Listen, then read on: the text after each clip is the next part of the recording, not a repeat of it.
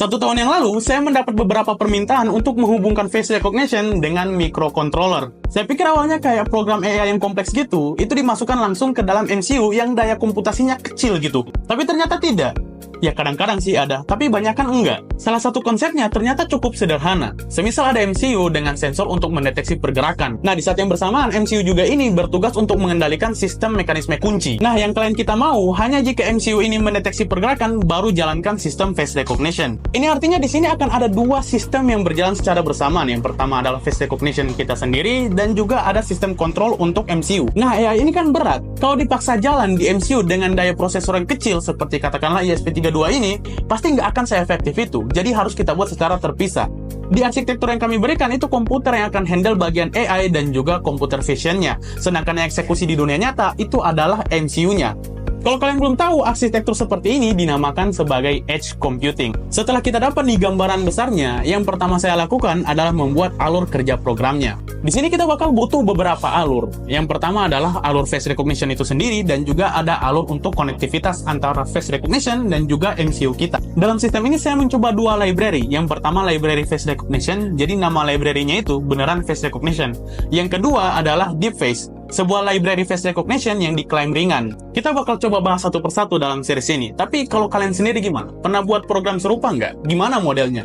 Kalau ada, leave it below guys, karena kita bisa saling sharing pengalaman di kolom komentar. Jadi stay tune, ini pasti bakal menarik. Oke, mari kita bahas yang pertama. Kita tahu bahwa AI itu butuh data untuk membedakan mana orang A dan juga mana orang B. Jadi kita perlu tempat penyimpanan datanya. Tempat penyimpanan ini kita namakan sebagai database gambar. Di sini ada challenge-nya nih. Klien saya meminta bahwa program ini harus bisa mendeteksi wajah manusia dari berbagai sudut yang bisa ditangkap. Nah, pertanyaannya, gimana? Solusi yang saya berikan adalah database akan berisi beberapa folder, di mana masing-masing folder merepresentasikan satu orang. Dan tiap-tiap folder itu bisa memiliki beberapa gambar yang berbeda-beda pengambilan sudutnya. Dengan banyaknya referensi foto seperti ini, maka AI kita itu dengan mudah bisa menentukan apakah orang ini tervalidasi atau tidak. Meskipun gambar yang ditangkap oleh kamera AI kita itu diambil dari sudut yang berbeda-beda. Jadi semisal gini, ada gambar hasil tangkapan di kamera face recognition kita singkat saja sebagai kamera FR gitu.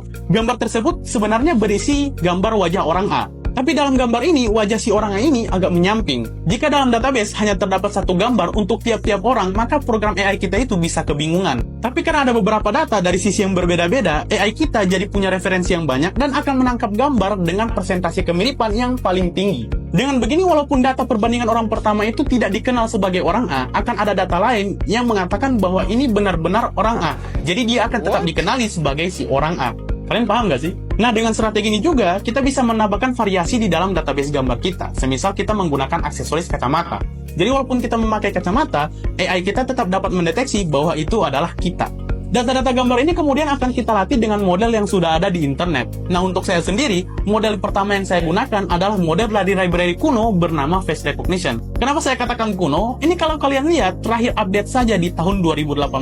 Jadi udah lebih dari 5 tahun yang lalu. Tapi meskipun sudah cukup lama, library ini sebenarnya cukup akurat dan cukup cepat. Setidaknya kalau di Linux. Nanti deh, saya coba jelaskan kenapa. Setelah mengisi database dengan folder bernama masing-masing pemilik foto, kita bisa minta AI kita ini untuk membuat file representasi wajah dari masing-masing pemilik foto. Agar nantinya gampang diakses lewat program, sehingga nggak perlu scan-scan lagi langsung dari database. Soalnya berat kan kalau harus scan-scan terus dari database. Nah, file ini akan berisi data vektor dari masing-masing wajah, yang nantinya akan kita beri nama encoding.pickle. Jadi formatnya harus .pickle. Lalu setelah adanya file ini, berarti sistem kita .pickle. Jadi formatnya harus .pickle. Lalu setelah adanya file ini, berarti sistem kita sudah siap mendeteksi wajah dan siap dibandingkan dengan data vektor yang sudah kita buat sebelumnya. Berikutnya kalau kalian lihat, ini ada folder untuk faceless. Ini maksudnya apa gitu? Semisal ada file yang kalian upload tidak terdeteksi wajahnya. Nah, dia akan langsung dipindahkan ke folder faceless ini, agar tidak mengganggu program dan tidak membuat program error. Dan terakhir, ada folder gambar untuk menyimpan hasil scan. Ya iyalah, kita mau buat sistem data, harus ada log siapa yang berhasil nih kita scan. Format file lognya pun itu cukup mudah dibaca, jadi kapan waktu scan-nya dan apakah tervalidasi atau tidak. Apabila tervalidasi, dia berubah menjadi nama yang tervalidasi, dan apabila tidak tervalidasi, dia menjadi unknown. Dan seperti itulah kita setup folder database untuk AI face recognition kita, tapi sebenarnya ini bisa pakai database asli seperti MySQL, cuma karena ini hanya untuk proof of concept, jadi ini sudah sangat memadai.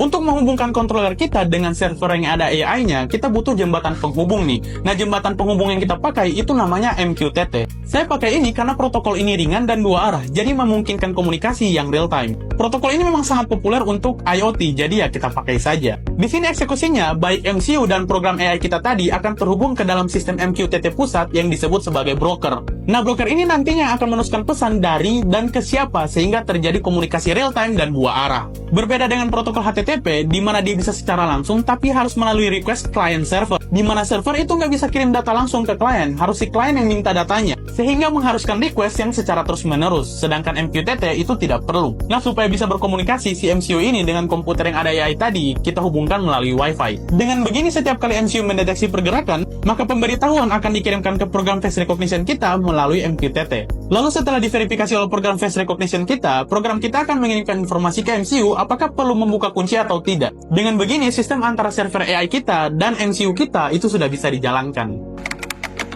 Di dalam program face recognition ini, kita akan buat dengan logika yang sederhana. Pertama, kita cek dulu folder yang dibutuhkan, yaitu database gambar, faceless folder, dan gambar log yang kita sudah buat sebelumnya. Kalau folder ini tidak terdeteksi, maka kita buat secara otomatis dari programnya. Kemudian kita cek nih, apakah ada file representasi wajah sebelumnya atau tidak. Jika tidak ada, maka kita buat baru berdasarkan database yang sudah kita buat. Kalau ternyata ada nih, kita cek dulu apakah data yang tersimpan di representasi ini sama dengan gambar-gambar yang ada di folder database. Jika ternyata data yang ada di file representasi itu berbeda dengan data yang ada di folder database, maka kita hapus dulu, lalu kita buat lagi file representasinya. Setelah semua pengecekan ini selesai, kita koneksikan dengan MQTT broker yang sudah kita set sebelumnya. Dan loop utama kita dimulai dari sini. Jadi pertama, kita akan mengambil gambar dari frame yang ditangkap kamera. Lalu kita cek nih status dari MCU. Ada nggak nih pergerakan yang terdeteksi? Apabila terdeteksi gerakan, kita aktifkan sistem validasi face recognition. Jika tervalidasi, sistem akan meneruskan informasi ke MCU apakah kunci tetap ditutup atau bisa dibuka, tergantung wajah ini dikenali atau tidak dikenali. Kemudian hasil akan ditampilkan di monitor dan siklus dimulai dari awal, dari tangkapan gambar tadi. Dan begitulah cara kami menghubungkan AI seperti face recognition dengan microcontroller. Walaupun ya kalau kalian lihat, ini rada busuk ya, rada patah-patah gitu. Tapi ternyata ini karena library yang kita pakai tidak kompatibel dengan Windows. Dan inilah alasannya kenapa hasilnya busuk di komputer ini. Tapi saat kita tes di Linux, itu lancar dengan testingnya hanya bahkan dengan 4GB RAM dan juga prosesor setara Raspberry Pi 3. Jadi ini memang mungkin hanya masalah kompatibilitas. Tapi menurut kalian gimana? Selain library face recognition, saya juga melakukan perbandingan dengan library deepface dengan settingan default yang mengutamakan performa kecepatan dan akurasi. Kalau dari tabel hasil dokumentasi dari mereka, kita bisa lihat kalau mereka itu menggunakan model VGG Face yang akurasinya itu di atas 95%, dengan model deteksi wajah yang katanya cepat, yaitu bawaan dari library OpenCV. Kalau saya tes performanya hanya pure dari seberapa cepat dia bisa melakukan rekognisi, maka perbedaannya sebenarnya nggak jauh. Face recognition itu berjalan di sekitar 0,3 sampai 0,4 detik per validasinya, dan deep face itu berada di kisaran yang sedikit berbeda, hanya di 0,4 sampai 0,5.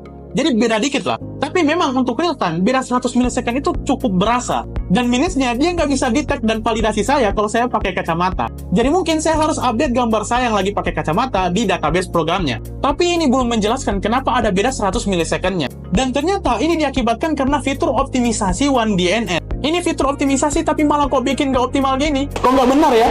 Jadi saya matikan fitur ini, dan performanya jadi sama dengan saat menggunakan library face recognition. Cuman case-nya di sini, library face recognition itu instalasinya rada ribet di Windows, dan emang karena dia aslinya nggak support Windows. Sedangkan di Face itu mudah sekali, hanya dengan satu perintah instalasi dan kita sudah bisa langsung menggunakan library-nya. Cuman yang saya tahu kalau AI gini, itu base-nya diproses di GPU. Jadi kalau semisal kalian pakai series GeForce, GTX GeForce, yang ada CUDA core-nya, itu seharusnya performance-nya itu lebih dapat di Deep Face. Nah, di sini sebenarnya saya menggunakan GTX 1650 yang ada CUDA core-nya. Tapi sayangnya saya nggak bisa mengaktifkan CUDA-nya, entah kenapa. Padahal udah habis-habisan ngosongin space demi instalasinya, ya kan? Karena filenya besar gitu, library-nya besar filenya. Tapi nggak apa-apa, siapa tahu teman-teman yang berhasil mengaktifkan CUDA core-nya itu bisa sharing pengalaman di kolom komentar. Tentunya proyek ini sebenarnya masih bisa dikembangkan dengan menggunakan library face recognition yang lebih compatible. Tapi masalahnya, saya nggak tahu library mana lagi yang lebih bagus dari dua library ini. Mungkin teman-teman bisa sharing di kolom komentar lah. Kalau kalian sendiri mau ngembanginnya gimana? Ada pendapat dan saran nggak? Leave it below guys, and I'll see you guys in the next video. Bye-bye.